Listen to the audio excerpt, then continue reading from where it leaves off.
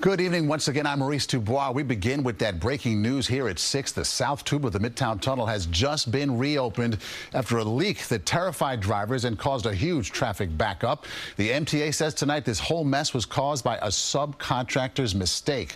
Let's get out live right now to Bauman near the tunnel's entrance in Manhattan. Allie, what an absolute mess. What a mess, Maurice. And right now the MTA says they've temporarily plugged the leak and they've reopened the northbound and southbound tubes, which should hopefully help some of this rush hour traffic. But city and state officials are still investigating how a subcontractor managed to drill through the tunnel's cast iron walls.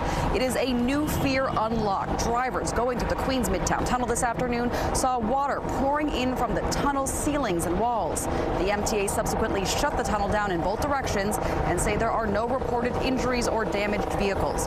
The city's Economic Development Corporation says that a subcontractor they hired was doing preliminary work on the UN Esplanade project when they drilled down 50 feet into the East River and then another 50 feet into soil before mistakenly drilling a hole 2.5 inches wide into the tunnel's cast iron liner, causing water from the East River to leak in through the tunnel's exhaust ducts.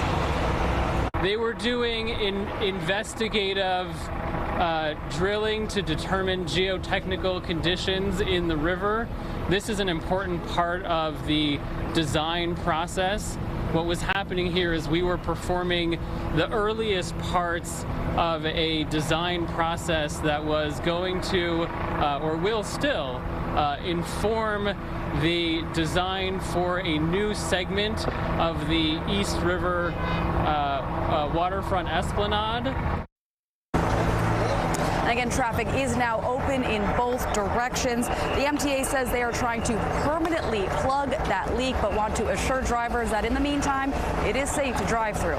We're live in Murray Hill. Allie Bauman, CBS News, New York. Okay, Allie, thank you. And Dan Rice giving us a bird's eye view from Chopper 2. Now, Dan, the backup, at least on Allie's point of view, seemed to be getting better, but not there on the Long Island side.